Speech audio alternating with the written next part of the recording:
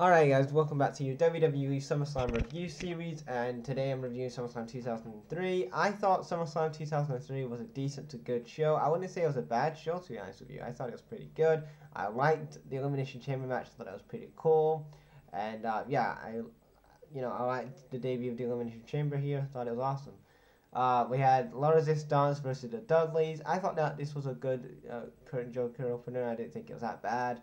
La Resistance win, and they retained their WWE tag team, their World Tag Team title, sorry. So whatever.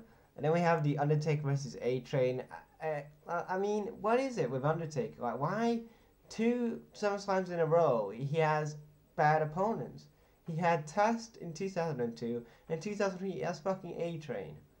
Now, I don't know if Undertaker had heat at this point in 2002, 2003, but this was a really bad 2 summers for him, because he had fucking Test, and Test isn't bad, but when you go to fucking when you have a match with A-Train at SummerSlam, you know that you're in fucking the WWE doghouse for something, right?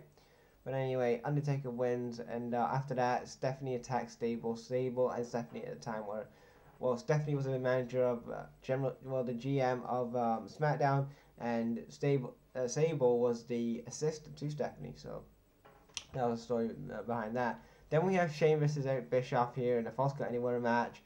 Shane defeats Eric Bischoff with help by Stone Cold Steve Austin. The coach was in, obviously, Eric Bischoff's corner. Austin comes out and also helps Shane, and he gets the win.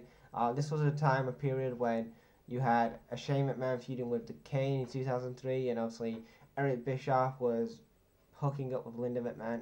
Yeah, I don't want to talk about it. So yeah. And then after that, we had Eddie Guerrero defending the U.S. title against Chris Benoit, Rhino, and Tajiri in the Fatal 4-Way match. Thought this was really good here. I really enjoyed it. And Chris Benoit, like, they had Tajiri, like, the Tree of Woe spot, where Tajiri was hanging for the Tree of Woe. Benoit did these flying Dynamite Kid headbutt thing, and Eddie gets a frog splash for the win, and he retains his title. I thought that this was a really awesome match here, but obviously, you know, WWE will never mention this match ever, because obviously a certain person was in this match, so there you go. Kurt Angle defends his WWE title against Brock Lesnar. Now this, in my opinion, was this was like the match of the night, in my opinion. Like, whenever you had Kurt Angle and Brock Lesnar in the ring, you kind of knew that you was gonna have a good match here, and you know, it was an awesome match.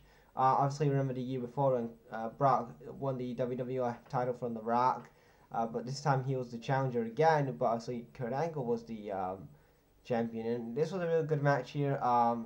Vince McMahon hits a chair onto Kurt Angle, but obviously Kurt kicks out.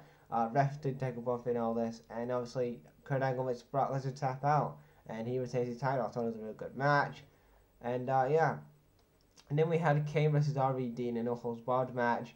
I didn't really, Kane was the match, like, whatever. Like, this was the time when Kane unmasked, and you know, him and RVD just finished tag teaming. So yeah, they was gonna run away anyway. So yeah, Kane defeated RVD. Then we had our main event for the world title on the Raw brand. We had Triple H defending his world title against Goldberg, Jericho, Shawn Michaels, Randy Orton, and Kevin Nash in the first ever Elimination Chamber match. And in my opinion, this was really good here. The eliminations I've got here. So Kevin Nash eliminated Chris Jericho. Chris Jericho eliminated Kevin Nash. Then Goldberg eliminated Randy Orton. Shawn Michaels eliminated Goldberg. Jericho eliminated Goldberg. Then Goldberg eliminated Triple H, and Triple H won the match. So yeah, Triple H retained his WWE Championship.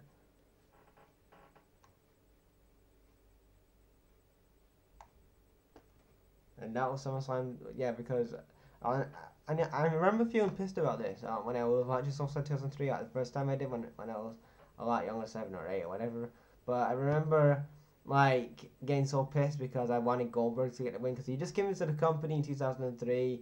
He was, like, you know, fucking over as fuck. You know, it's fucking Goldberg. He's going to be over anyway. But he was so over, and I was really wanting Goldberg to win the World Heavyweight Championship at SummerSlam. His first SummerSlam, I wanted him to win it and get the belt from Triple H. But apparently, for many years later, I found out that apparently Goldberg didn't want to do a tour in the UK or something. I don't know. But apparently, that's why Vince didn't put the title on him. And yeah. And obviously, Triple H was hurt at the time, so they had to take the title off somebody. It just didn't make sense. But anyway, that is my WWE SmackDown, my WWE SummerSlam review for 2003. Guys, what do you guys think of this show? Leave your thoughts in the comments, and I'll check you later.